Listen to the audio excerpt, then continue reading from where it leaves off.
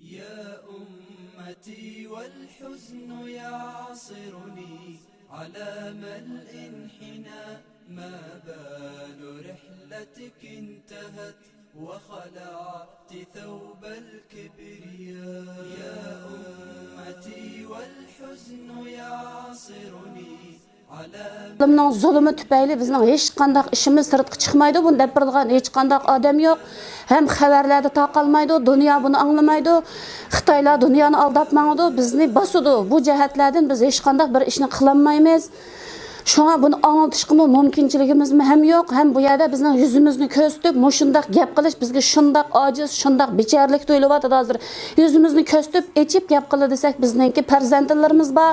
Bizga 10 qarindosh, hattoki qarindoshlarga qarta necha navra, necha tuqqanlar, ojiz singillarimiz hammasi nurg'un odamlar sening tuqqanlaring falon yerda kameraga chiqibdi, biz yuzini ko'rib qoldik, sana jazo yaparmiz deb nurg'un besimlar bo'lib, ba'zilar hayotidan ayrilish mumkin. Çünkü o bizning ustimizga zalim bir tajovuzchi, bir bizga zulm qilgan zalim bo'lganligi uchun bizga o'xshash mazlumlarni, bizga o'xshash ojizlarni, huquqidan ayrilganlarni egilik huquqidan, kimligidan, tilidan, butun narsadan ayrilib qolgan bir millatni dafsanda qilishning bir vositasi, dunyoda yo'qotishning bir vositasi bo'lganligi uchun bizlar mana shunday yuzimizni chiqarib, ochiq oshkora muxbirlarga gap qilishga ega bo'lolmaymiz hattoki.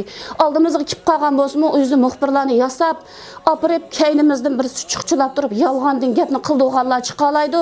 Samimiylik qalbidagi demakchi bo'lgan narsani qat'iy daranmaydi. Shunday holat yashaymiz, qarang. Biz o'sha zulmga uchragan millat dunyoning hech narsa yo'q. Shundaq desak, dunyoning ham yerida uchrayotdi, Falastinda bo'layotdi, Suriyada bo'layotdi deb qilish mumkin. Suriyada, Falastinda bo'layotdi, to'g'ri, buni e'tirof qilamiz.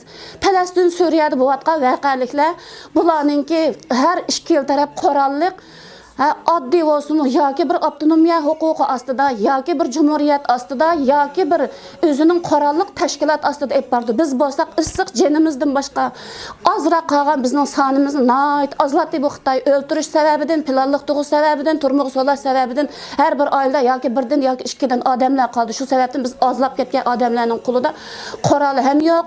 Bizning qo'limizda hech qanday narsamiz yo'q. Quruq qo'l odamni bizni shundoq bostiryapti. Shunga dunyoda boshqa yerlarda zulmga uchirganlarga bizning holimiz hech narimiz o'xshamaydi.